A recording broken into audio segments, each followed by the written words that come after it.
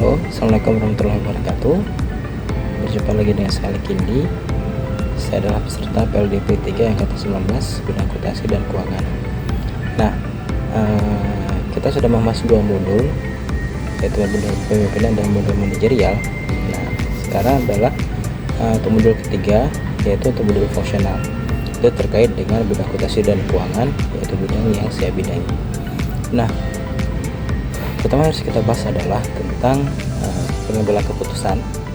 Kita tahu bahwa akuntansi dan keuangan itu adalah salah satu landasan atau dasar dalam pengambilan keputusan, karena perusahaan akan melihat bagaimana rasanya, laba ruginya, arus kasnya, sehingga dari kinerja perusahaan tersebut bisa kemudian diambil sebuah kesimpulan kebijakan apa yang cocok dengan kondisi yang ada.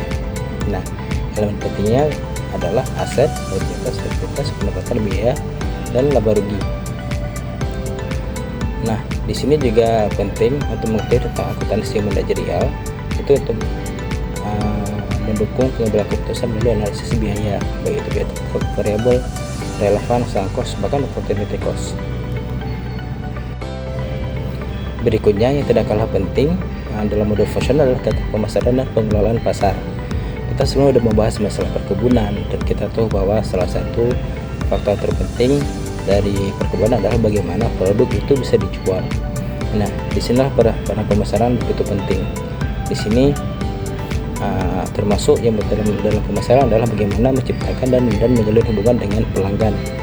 Nah, biasanya karena kita perusahaan perkebunan dia cukup besar, biasa pasarnya itu adalah konsumen B2C atau B2B, termasuk bahkan pasar global. Mereka biasanya ditentukan oleh pasar global, bukan satu produsen ataupun satu konsumen.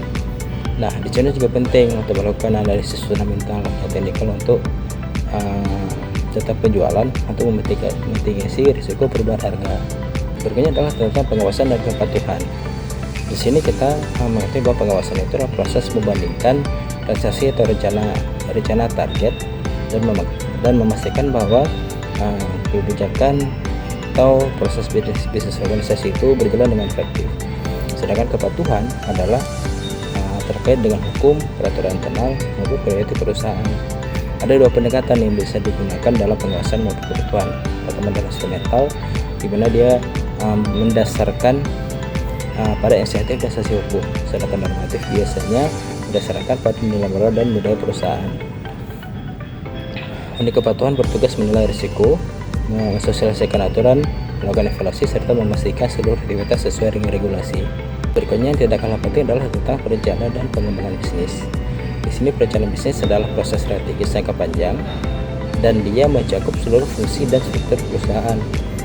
Nah, salah satu fokusnya biasanya adalah optimalisasi aset, khususnya aset dan produktif.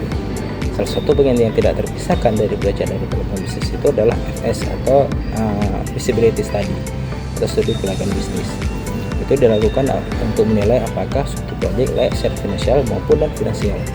Biasanya tujuan dari FS adalah menghindari kerugian dan mempermudah perencanaan, pelaksanaan, pengawasan, dan pengendalian.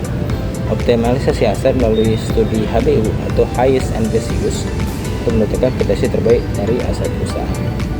Nah, sekian yang dapat saya sampaikan pada modul ini. Terima kasih sudah menyaksikan. Assalamualaikum warahmatullahi wabarakatuh.